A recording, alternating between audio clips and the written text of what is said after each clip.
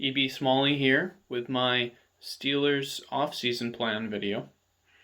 Many sports writers are claiming that the Steelers are in for a massive rebuild and that over the next few years they're going to have a lot of painful rebuilding to do. While they aren't entirely wrong, they are going to lose some key contributors such as Bud Dupree, Mike Hilton, Juju Smith-Schuster. That's not necessarily true.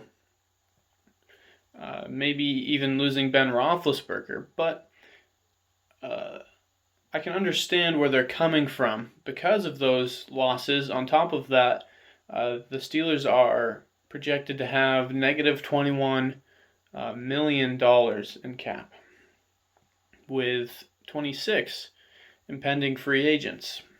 This sounds really bad, but that number, negative 21, for the cap is a bit misleading. What most people don't realize is that the Steelers can remain Super Bowl contenders and at the very least playoff contenders just by making some savvy moves to reverse their cap. The Steelers and Kevin Colbert, their GM, have been doing this for years. I am going to break down how they can reverse their cap without slashing their roster or tearing it completely down and rebuilding. I will go through a simulated offseason. I will go over the local free agents, the list of them, and whether I think they're going to be re-signed or not, how much I think they'll cost. I'll give some examples of what they will most likely target in free agency. Also, I will have a 7-round mock draft. And finally, a projected 2021 53-man roster. So let's start with some of the easier moves that the Steelers can make to fix some of their cap problems. Restructures. A contract restructuring, if you aren't familiar with the term or with what cap is, simply put, is converting a portion of a player's salary, their base salary, for a given year and turning it into a signing bonus.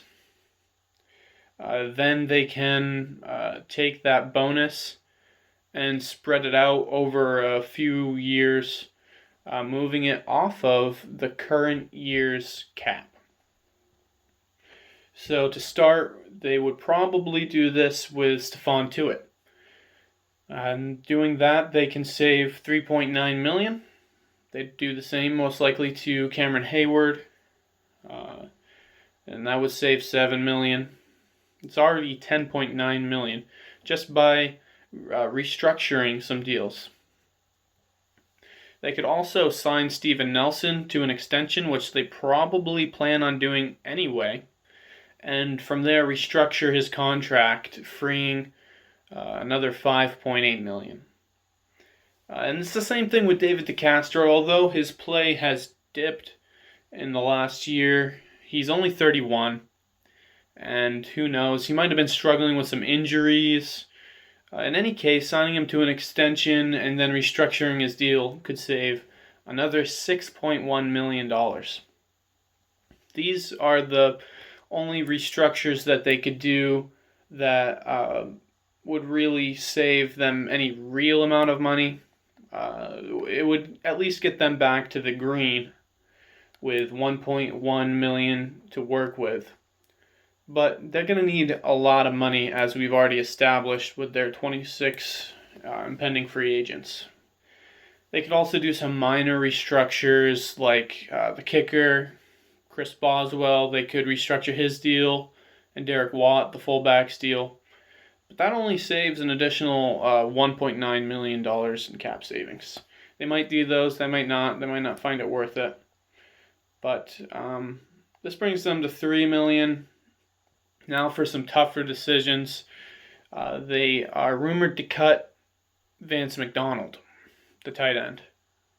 He's getting older, and he is rather expensive on the cap this year. This would save them $5.2 million. It's a club option, so they probably just won't take that option. But $5.2 million will go a long way. They also will probably cut Vince Williams. Well, I shouldn't say probably. I would if I were them, and I'll go into explaining that a little bit. He's more of a run stuffer, and he's unfortunately been a liability in coverage. As much as I like him as a person, he's a very hard worker, and he's I would classify him as a leader on the defense. His play isn't the same as what he's getting paid. He's getting almost $7 million this year. So if they cut him, it frees up $4 million. The emergence of Robert Spillane really makes him less important. They could start Spillane next to Bush, and with how they use nickel defenses in the NFL these days, he's not having two starting caliber inside linebackers is less important, but I believe that Spillane can provide just as much run stuffing, if maybe not a little bit less, than Williams can, and is much better in pass coverage. As I've already expressed, the Steelers have 26 free agents. That's half the roster. So no matter how you split it, they're going to need a lot more cap space than the $12 million that they have on hand at this point. So now we get to some of the unknown with Ben Roethlisberger and Marquise Pouncey. As it stands, they cannot really afford Ben Roethlisberger's contract. There's two options here. And it really has to do with the decision that Ben Roethlisberger is going to make. And this is probably why he's considering so heavily. Because if he's to come back next year, it's probably more than a 1-year commitment. And I'll tell you why. They really only have two options. They can retire, which they still leave some dead cap between both him and Pouncey. It's still $25 million in dead cap for not having them there, but it also saves $27 million for not having them there. But if they were to stay, they'd have to do something similar to what they did with Nelson and DeCastro, which is sign them to an extension and then restructure the contract so that they can save that $27 million that they'd have if they retired. Excuse me. So they'd probably have to give them a 2-year extension at the very least, maybe 3. And so if they do that, they're probably locked in to him for at least 2, maybe 3 more years as their starting quarterback. And I'm not sure if the Steelers want that. As much as they love Roethlisberger, and I love Roethlisberger, I'm not sure that's what's best for the organization. And I'm not sure he wants to commit to at least another 2 years playing here. And it's kind of one or the other. It's don't play anymore or play for another couple years. Otherwise, he's severely hurting the franchise because of his cap hit, even once he retires. So if he retires after next year and they've moved all this money on top of giving him more money, he's not even playing for them, that really damages the team. So he's either got to decide to play for another couple years or retire, if you ask me. There's not really, until he says something, there's not really much that we can do. So don't hold your breath. Just relax, and appreciate the career that he's had here in Pittsburgh. But in any case, whoever the starting quarterback is next year, whether it's Ben or if it's Rudolph, the Steelers' biggest need is to fix the running game.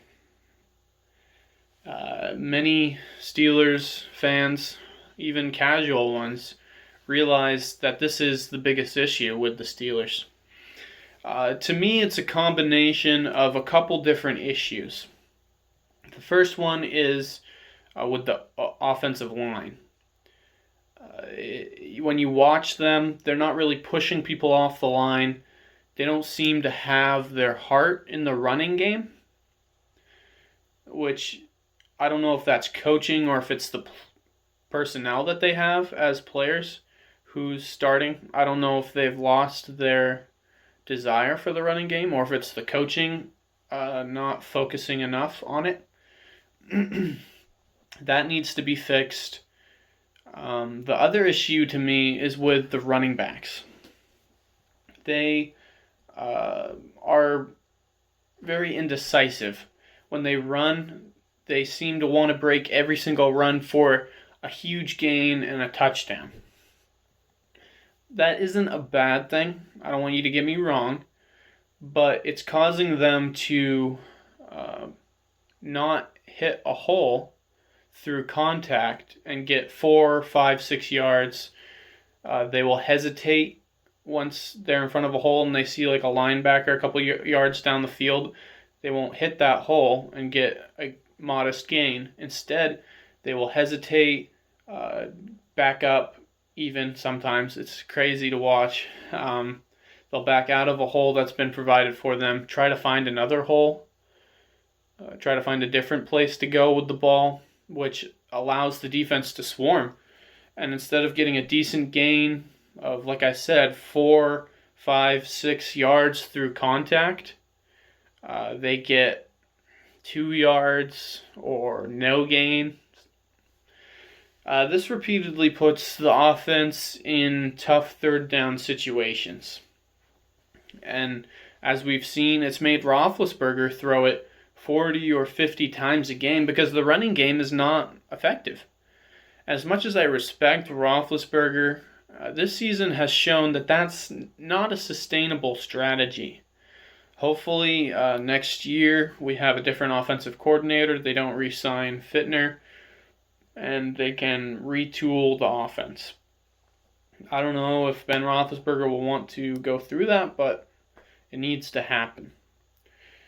With that said, we will enter into the offseason, specifically the re-signing period, and whatever they do with Roethlisberger, it's going to get them an extra $27 million more in cap.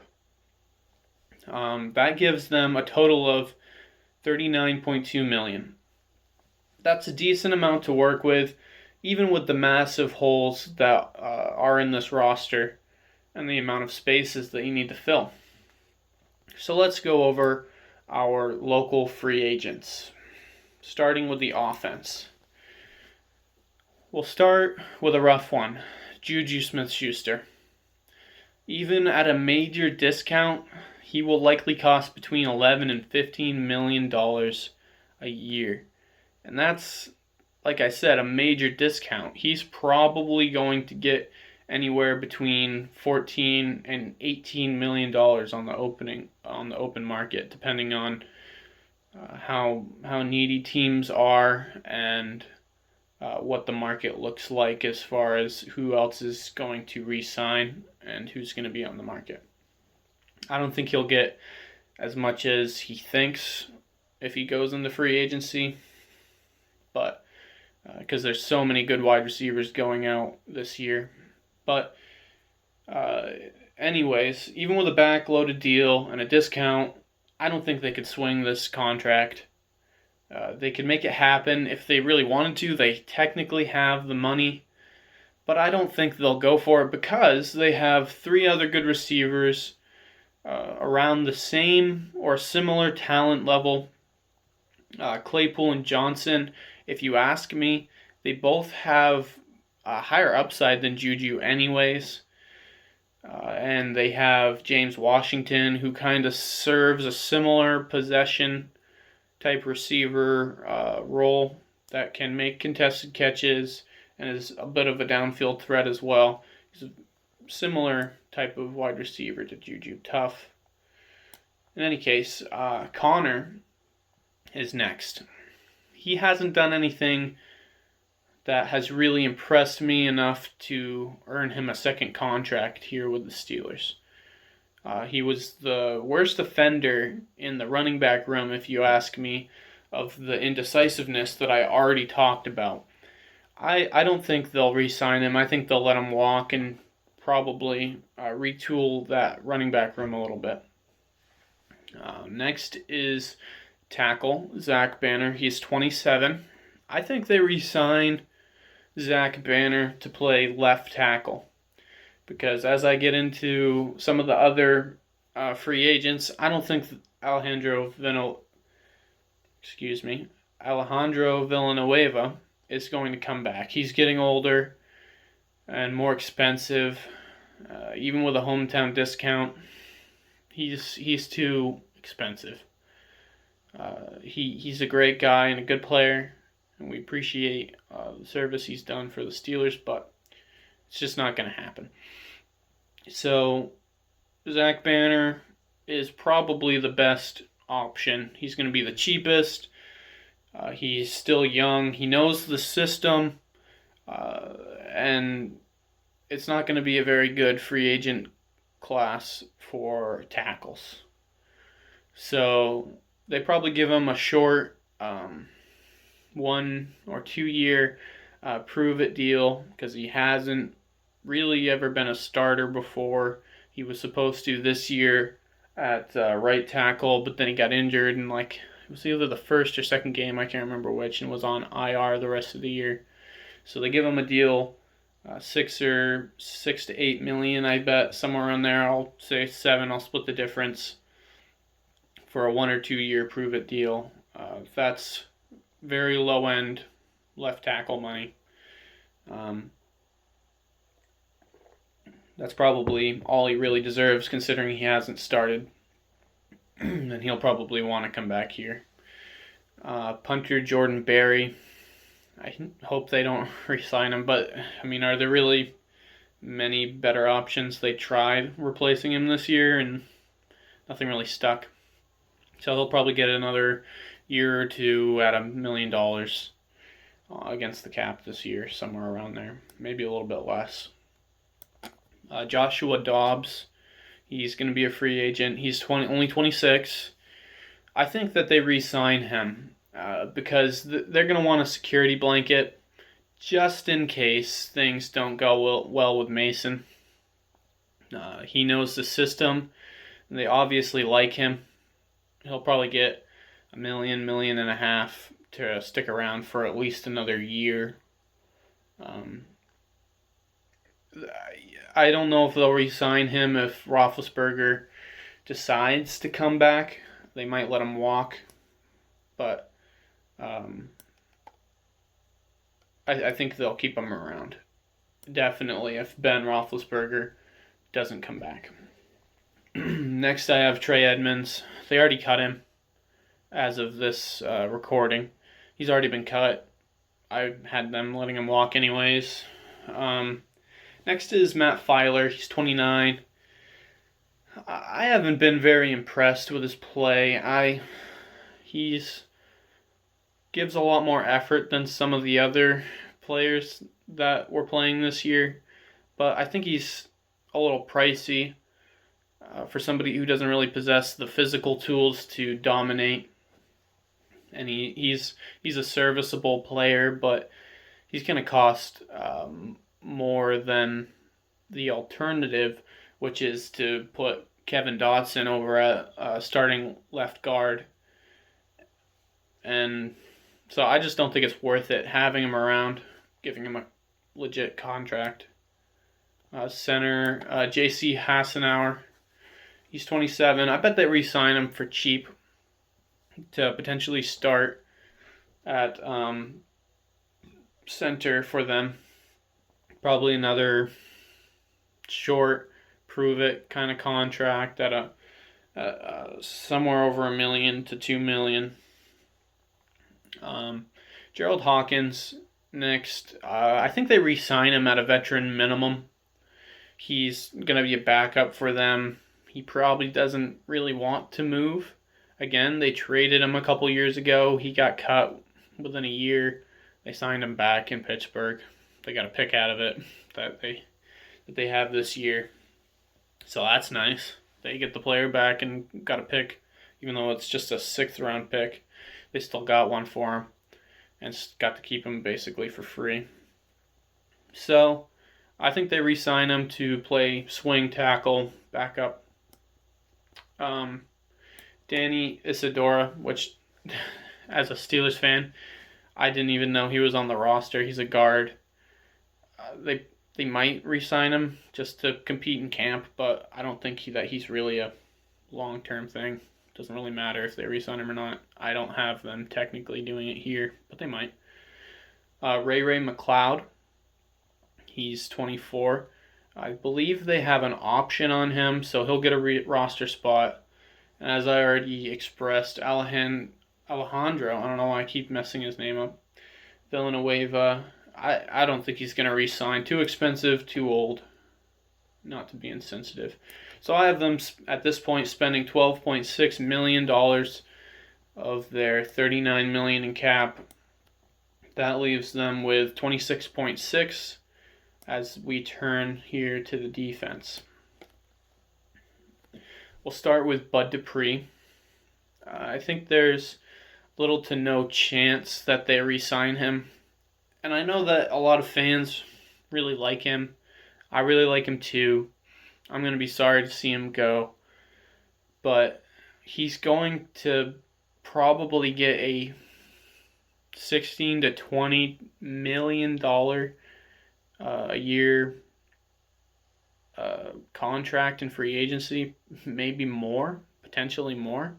The free agency cost for edges is very bloated, I'll say.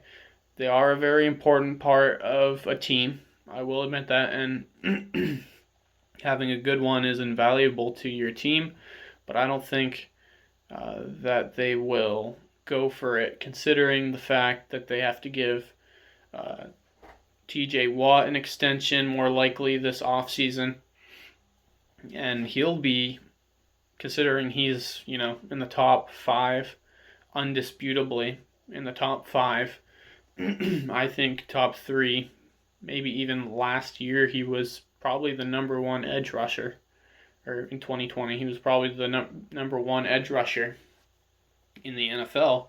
He's going to get north of $25 million a year. That's like QB money 5 years ago. So, that's like high-end QB money 5 years ago. It's crazy. But I think he's going to be getting north of $25 million a year. He's going to be the next highest paid defender in the NFL. So they can't afford. They need to save money up for giving TJ that contract. And Highsmith did really well once Dupree tore his ACL. Highsmith did excellent in replacing him. He doesn't quite have the pass rushing pop, but he was very good in the run defense. And the one game that he actually exploded in was actually without TJ. That Week 17 game against the Browns, he played really well. Next, Mike Hilton. I think he walks. I think they consider this one, maybe even give him an offer. But what they could give him realistically matched with what he could get in free agency, it's not particularly close. He could probably get $8 to $10 million a year as a slot guy in free agency. And the most the Steelers probably want to give him is $5 or $6 million. Maybe they go a little bit higher. There'll be a negotiation there. I think they'll at least consider it and see where he's at. And unless he's really motivated to make it work, I don't think it'll happen. It could, but I don't have it in this simulation of the offseason. I don't have them re-signing him. Ola Adeniyi is 23. I think they re-sign him for depth, for cheap. I vaguely think they might have an option on him, but I can't remember. Marcus Allen, safety, inside linebacker hybrid. They probably re-sign him to a 2-year deal for $3 million, or maybe even less. But in any case, next, Tyson Alualu. He's 34. I think they give him another year for a contract, probably around $4 million. He played so well this last year. I don't think he wants to go anywhere else. And technically, he was playing nose tackle in this offense, which is not the position. That position doesn't get paid as high as some of the other defensive line positions. And so they can get him probably for pretty cheap, considering his age and the fact that he probably doesn't want to play anywhere else. So I have them giving him a 1-year, $4 million contract. That's a position they should attack sooner rather than later to find a replacement for, because I wouldn't be surprised if he retired this offseason. And that could leave him a little bit short at defensive line. Jordan Dangerfield, special teams captain, very valuable to the team. They probably give him a similar contract to Marcus Allen, couple-year extension for $3 million, or in total, not per year. Sean Davis, he's 27. He used to be a starter. Most people probably know that. I think Anthony Brooks, the rookie, the late-round rookie from last year, he played better than expected, at least in a limited sample size, and I think he earned a roster spot as the backup next year. And I think they let Davis walk and just have the backups be Jordan Dangerfield and Brooks. Moving on, outside linebacker, Jyrone Elliott. He's 29. I could see them slapping another contract on him. He might also be somebody with an option. I'd have to double check, but he's cheap. Depth re-signing. Cassius Marsh. He was a temporary fix when they needed depth. He was a signing just for depth. I don't think that they re-sign him. Robert Spillane. He's still young, 25, kind of unproven to an extent. So I think that they give him a short contract. 1 year, $2 million deal is what I have them giving him at this point in time, with kind of like a wink, nudge, nudge, saying, we really like you, and if you play good, we're going to give you a much better contract next year when we aren't as against the cap. Cameron Sutton, 26 years old. I think they do something here with Cam. I think they do this instead of signing Mike Hilton. They give him probably a similar deal to Spillane to start in the slot, a 2-year, $10 million contract, $5 million a year, with the same kind of wink nudge that they gave Spillane. I have them going for Sutton over Hilton for a few reasons. One, he's going to be a little bit cheaper. 2, he's more of a versatile piece in the long run. He could start on the outside in the future. Let's say if in a couple years Hayden retired, they could easily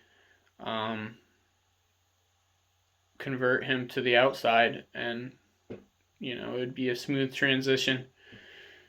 And Hilton is kind of stuck in the slot because of his size, and so he's less of a versatile piece. Sutton's even played some box safety. Sutton's a much more versatile piece than Hilton. even no disrespect to Hilton because he does a lot of things in this defense. He's a pass rusher, he's coverage, he's a very good run defender. He's very good at all those things, but that's made him very expensive, and because of his size, he's less position versatile. He might be a little bit more of a splashy playmaker than Sutton, but I think rolling with Sutton is the smarter idea here. Avery Williamson is next. He's 29. He was just a rental to help add depth with injuries. I guess I wouldn't be surprised if they release Vince Williams. Maybe they re-sign him to kind of be a rotational guy with Spillane or something. I could see it, but I doubt it unless they really like him. They brought him in the building. They know more about how he fits. Finally, we have Chris Wormley. I think they re-signed Wormley to a small couple-year contract that is fairly cheap. $3 million, maybe a little bit less even. I have them having spent 10, roughly, of course, 10.5 in cap on the defense. This leaves them with 12. I think I got that wrong because I think I added re-signing Tyson Alualu after going back. I think I have them spent $14.5 million in cap, which leaves them with roughly about $12 million, give or take a few million probably, depending on how those contract negotiations go. I don't know all the details, obviously not being a part of the organization. But they still need to fill out their roster with them only having 44 people under contract at this point. The Steelers GM, Kevin Colbert, is, of course, paid a lot more than I am, being a construction worker, for good reason. I'm sure he has a plan for this offseason, and that's where I'm going to leave it. This is just a simulation. I think it's going to be fairly accurate, but it's, I can't know for sure any of these things. So don't kill me in the comments if you disagree with something. I don't think that they're going to be super active in free agency. The Steelers almost never are. If they are, which they probably will be to an extent, I see them targeting these positions for fringe starters or good depth pieces. That being offensive tackle, tight end, edge, inside linebacker, interior offensive line, cornerback, and maybe safety. They'll probably address 3 or 4 of these needs in free agency, and the rest probably in the draft. I had gone through some of the impending free agents, and you never know for sure who's going to get signed, re-signed, and who's not. But the tight end class for free agents has a lot of what the Steelers are looking for. Number 2 tight end who is good at blocking, because they want to, in my idea, they want to improve their physicality on offense so that they can improve that run game. Kind of go back to some classic Steelers offense where they run the ball down your throat, ground and pound type of thing. So I have them signing Tyler Kroft, a former Bengals and Bills tight end. It's looking like he's probably going to go to free agency. That'll probably only cost a few million. He's not really an offensive weapon, but he's a pretty decent run blocker, and he's got big size. He's 6'6", and he's a big target for some possession receiving if they want to use him that way. So he's not completely just a blocking tight end, but he doesn't have a lot of production as far as on offense. That's who I have them targeting to try to get more physical on offense. They desperately need some edge presence. I think that they are definitely going to roll with Highsmith as the starter. I really would be surprised if they went out and got somebody that they'd start over him.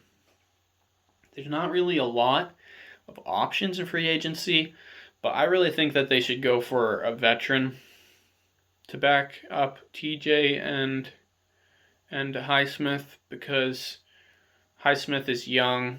Having another older pass rusher would probably be good for him and would be good for the depth, because what they have behind him are kind of more rotational pass rushers than they are potential full-time starters. So let's say if Highsmith or Watt got injured, they need somebody who's a little bit more well-rounded.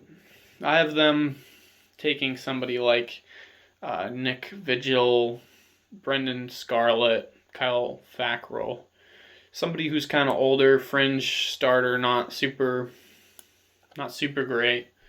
I think they'll go with Nick Vigil. I don't think that Brendan Scarlett or Kyle Fackrell will make it past their own team in free agency, but you never know. But I think that's what they should target for edge. They should probably also get some competition at center for J.C. Hassenauer. He wasn't bad when he started, but he wasn't particularly impressive either. They could definitely upgrade the position. I don't think they want to spend a lot, but depending on how they feel about J.C., I could see them spending a little bit more in free agency, like for somebody like Alex Mack, a veteran. But that's going to be expensive. This is all assuming that Pouncey and Roethlisberger retire. Pouncey could come back, and it's not a problem. It's not a problem. It's something that they don't really need. But I'm just throwing this in there because personally, I'm leaning more towards I think they'll retire, and I think it makes it more interesting to look at what the roster would look like if they do retire than it would be to look at how if the roster would be if they didn't. That's not me hoping that they do, because I think the team is probably more competitive with Ben for sure. Pouncey, he didn't play up to his normal standards. He was not even a Pro Bowler this year, I don't think. He didn't play up to his normal standards. But Ben, I think, is still an upgrade over Rudolph, even though he had some issues. I think they just need to fix the offense. He can't be what he used to be, at least. So I have them signing maybe Ben Garland. He's a center from 49ers. He's a veteran. He's done some spot starting. He's not really a starter, but he can compete with Hassenauer for a starting center job. I also have them re-signing a depth piece like Derwin Gray. Maybe somebody else on the offensive line that can provide some depth. Derwin Gray's a good option because he knows the offense. He was a late round pick from them a couple years ago. He was on their practice squad. Jaguars scooped him up. I doubt they'll keep him. I think it was because of an injury, but I'm not 100% sure. He'd be really cheap, good depth, knows the system. That's just what I have them doing. That's a pretty normal free agency for them. They might put more emphasis on some positions than the ones that I did, but those are the ones that I would attack if I were them. I don't think they'll be able to get, unless picking high, a tight end that can actually contribute anything valuable to the Steelers, and I think they have too many other needs that they don't want to pick a tight end high. So that's one that I almost guarantee they will address in free agency. Like I said, edge, I think they need another veteran, so that's why I did that. Yeah, I think it makes sense why I went with what I did. But I have this costing them roughly $7.5–8 million, which doesn't leave them a lot of cap, only $4 million left, but it's better than nothing. With that taken care of, we'll move on to the draft. With the first round pick, number 24, I have them picking Alex Leatherwood out of Alabama. He's an offensive tackle, but he's a very versatile offensive lineman. He can play at guard, and with the loss of Alejandro Villanueva, he compete with Zach Banner for the starting left tackle spot, and Chuck's Corafor at the right tackle spot. And if he's not quite ready for whatever reason, he's so versatile that he can be a valuable asset because of being so versatile. He can probably spot start at all spots except for center on the offensive line. He's a big guy, big road grader, physically dominant, played at Alabama in that dominant run game. He'll certainly improve the run for the Steelers. In the simulator that I used for this mock draft, Najee Harris was already taken.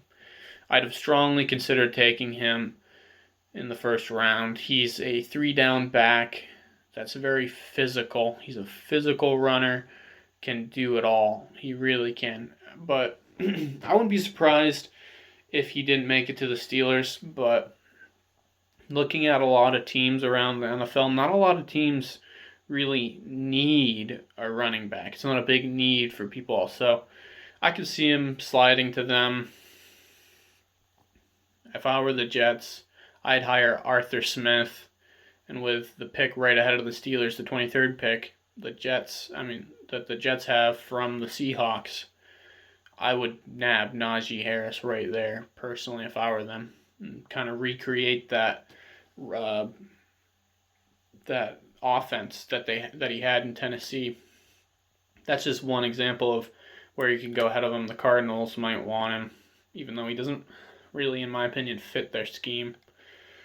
Maybe the Dolphins, but they have a decent running back in Myles Gaskin already. I don't know. He might fall to the Steelers. I don't know if they'll take a running back in the first round.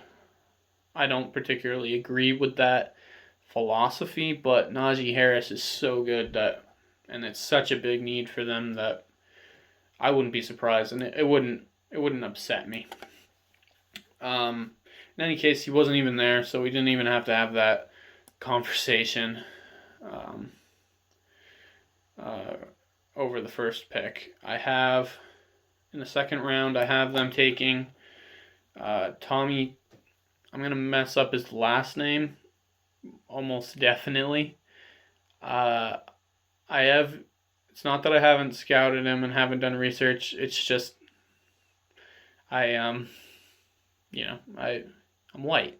I can't pronounce names like this. I have them taking Tommy Tagiai, something like that. A run-stuffing, hard-nosed player, similar physically to Javon Hargrave, similar size, that is. 6'2", roughly 300 pounds. He has some pass rushing upside. He's more of a nose tackle for sure. He could replace Alualu if he retires, or kind of be a rotational pass, maybe not pass rusher, but a rotational piece on the defensive line.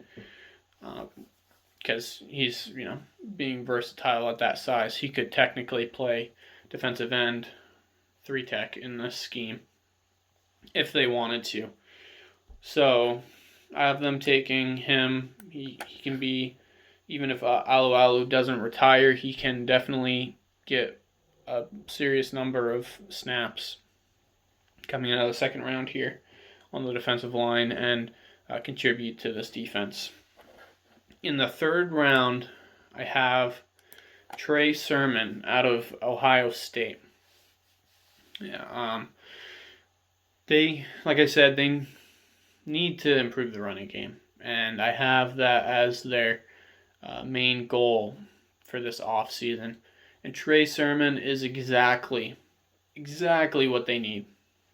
He's a really tough runner, very aggressive in his run style. He's perfect for fixing the specific issues with the Steelers' run game. The physical nature of his running style, it's going to inspire his linemen to fight for him. Just the way he fights through contact and manhandles defenders, especially secondary players, it's awesome to watch. And if they miss out on Najee Harris, Trey Sermon's probably the next best thing as far as a power running back. He's a little bit less versatile than Najee Harris, but they've got a lot of different options at running back behind him. You know, with Benny Snell being a pretty good all-around running back, kind of like him. Really good speed back in Anthony McFarland, and kind of like an H-back slash third down back in Jalen Samuels. They've got a lot of versatility at the running back position. So even though he's a little bit less of the 3-down back thing that they like to have and that they could have in Najee Harris, Trey Sermon is a really good pick. And it's not that he doesn't have, the pass protection skills and pass catching skills that they're looking for. It's just they're a little bit less refined than Najee Harris.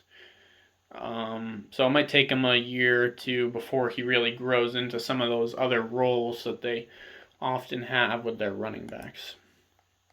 He's a playmaker though, for sure, and I think would really help the Steelers' running game. In the 4th round, I have them taking Baron Browning. He's an inside linebacker out of Ohio State. This is a bit of a developmental player here in the 4th. It's probably a lot of people don't really agree with it, but he's a former 5-star recruit with physical tools. He's kind of rough around the edges. He wasn't a full-time starter at Ohio State, but he's really a legit playmaker when you watch him. He's got all the physical tools, as I mentioned. He provides depth at that inside linebacker position that they desperately need if they cut Vince. In the 6th round, they don't have a 5th round pick, remember. I think that was, if I'm not mistaken, involved in the Minkah Fitzpatrick trade. In the 6th round, I have them taking a wide receiver, Ronnie Bell. He's out of Michigan. He's a 6-foot, even maybe 6'1" receiver, so he's not super tall. He's a little on the lighter side. He's around 185. He's not going to impress you physically. His 40 time will likely be in the 4.5s. Although he's a very average athlete, he's a really smart player. And he very much fills the slot possession receiver role that was lost in Juju.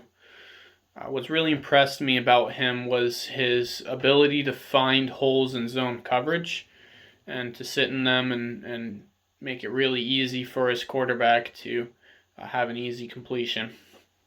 He seems like a really smart player, and he, despite his size, he's a very physical player. He can win some contested catches and whatnot.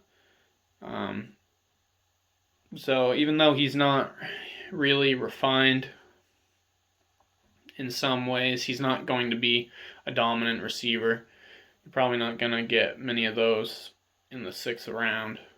But in any case, he could probably stand to gain 10 to 15 pounds of muscle on his frame. That would probably help. He'll be a good contributor. He's kind of probably more of a long-term, maybe not project, but coming from Michigan where they don't throw the ball a lot, he's probably not going to be as refined in some parts of his game, but he seems like a really smart player, could potentially be a decent contributor right away for a 6th round pick. Now, for our first 7th round pick, I had them taking kind of a bit of an unknown prospect in Chris Wilcox. He's a cornerback out of BYU. BYU is, I really respect the coach there. He's really good at recruiting, and he's all about good character guys. He's all about mentally tough guys. Chris Wilcox has all the athleticism that you need in the cornerback at the NFL level. He has the speed and length. He's a track. He's also on the track team there. He's 6'2", so as I said, he's got the length. He's a willing tackler, but he's not going to be a starter anytime soon. He's definitely a project, considering his athletic traits. But they really only need a cornerback 6.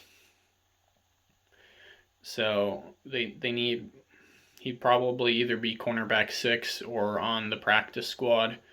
He's a 7th round pick. He has potential. You never know. He comes from a good school, from a good head coach.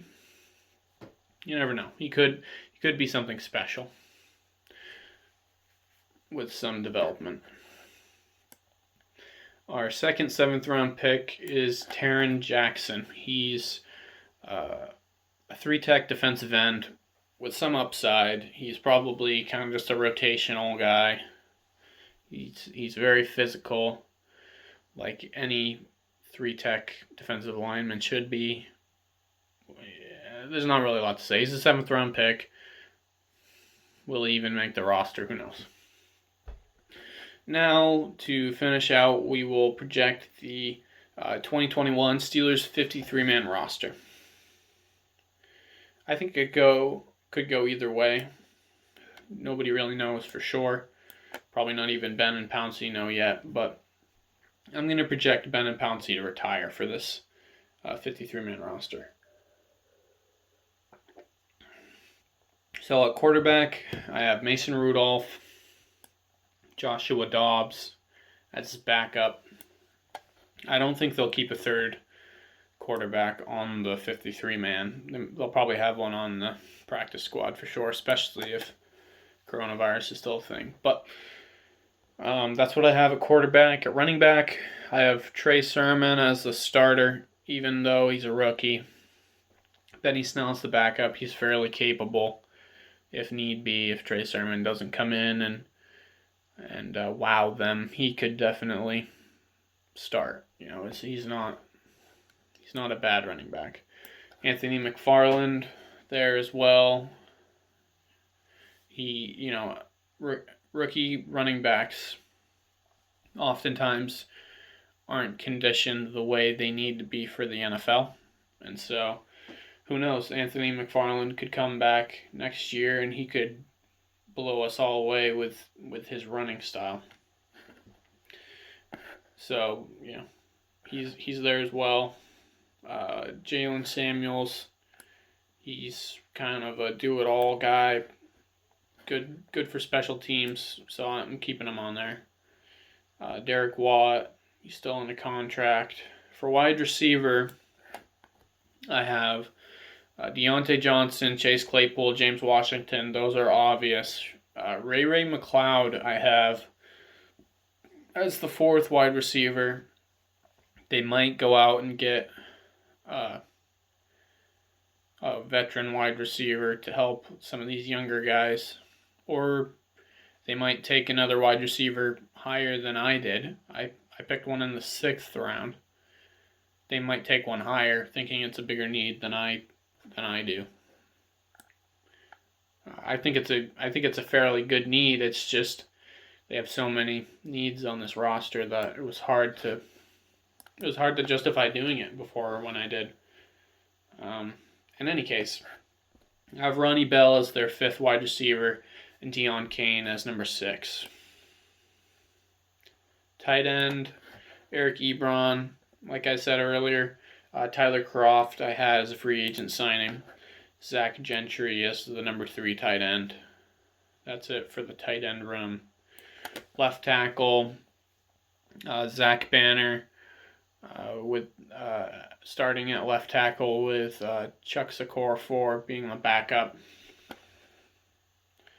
because I have Alex Leatherwood starting at right tackle in this particular situation. I don't know. It all depends on Alex Leatherwood, theoretically, in this situation, how he comes to camp, what physical condition he's in, how he shows up at camp, how quickly he learns the playbook. All these things are factors that are hard to predict. They have 3 tackles here that could theoretically start. You want to put your best 2 tackles out there, whoever that is, whether it's Alex Leatherwood, a core 4, or if it's Banner, a core 4, or Zach Banner, Leatherwood. It doesn't really matter. They have 3 good ones. There's going to be a competition in camp like there was last year between Banner and a core 4. And Zach Banner won. So that's why I have him starting at left tackle rather than Leatherwood or a core 4. Gerald Hawkins also at tackle as a depth piece. At guard, Kevin Dotson and David DeCastro. I think they'll either probably sign a free agent to be the backup guard or somebody from camp who stands out. That would be their number 9 offensive lineman in this scenario for me. And so he probably, he probably wouldn't even suit up all year, whoever that is. So, I only have them with 2 guards technically, but I also have Hassenauer and Garland at center. Whoever's the backup there could probably move over to guard if need be, or like I said, Leatherwood's very versatile. I think Hawkins has played some guard, if I'm not mistaken, in the past when they were desperate. So they have some options, some versatile pieces for moving around that offensive line. Defensive line, I have Cameron Hayward, of course, Stephon Tuitt, Tyson Alualu, assuming he doesn't retire and they re-sign him.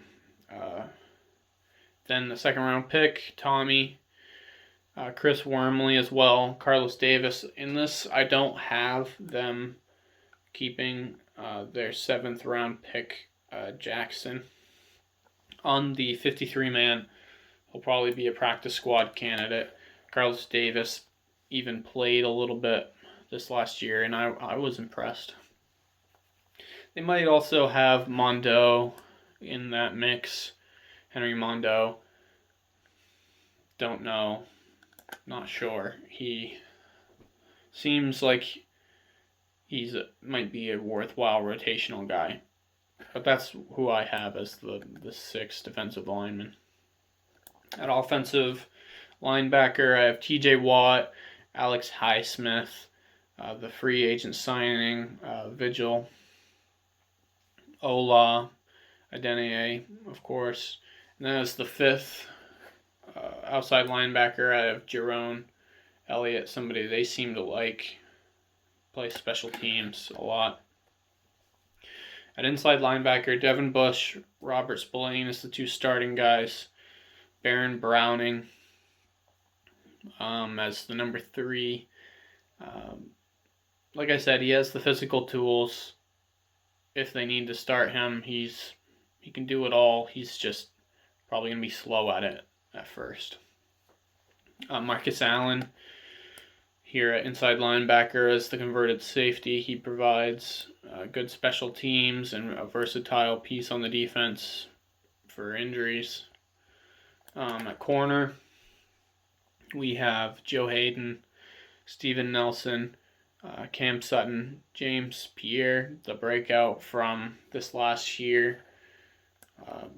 I'm really impressed with him, especially how he played in that playoff loss. He was one of the only players that seemed to be playing well, I should say.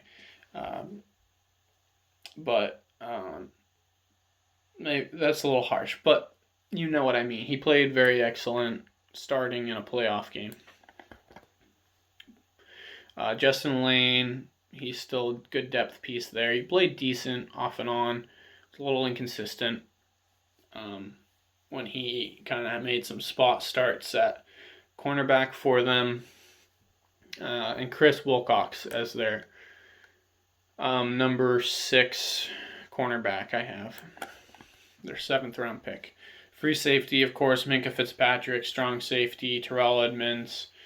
I have Anthony Brooks as the main backup for the safety there. Jordan Dangerfield as kind of, the special teams guy, but also in a pinch start at strong safety. That's all 50 spots. The last 3 spots are long snapper. I forget who our long snapper is, to be honest right now. The kicker, Chris Boswell, and the most likely punter in Jordan Berry. That's my off-season plan / projection for the 2021 Steelers season. Without Roethlisberger, I think this team, still, to be honest, is a playoff contender. I could see them going as good as 10-6 with this defense because they keep it mostly intact, to be honest. They only really lose one starter from last year. And, I could see this defense still being very dominant. And if they manage to fix the running game on offense, this team could be really good. Ball control offense with that stellar defense. They're probably not going to be super exciting compared to some of the other teams around the league, but I think that's definitely enough to get you to the playoffs. I mean, look at the Colts. It was a very similar team to what I project the Steelers to be next year. So if they're able to fix that running game, even with Mason at quarterback, I could see them being competitive for a playoff spot. What I think that they will be, if I were to predict their record next year, which is really hard, not really knowing what the offseason looks like or is going to really be like, but with my projection and what I think the roster will look like next year, I think realistically 9-7, 8-8 is probably what they'll be. A fringe playoff team, especially with the 7 spots. There's a lot of really good teams in the AFC. They'll probably miss the playoffs, if I'm being honest. But you never know. Fixing the running game could have a much bigger effect than I think we realize on this team's ability to play games well.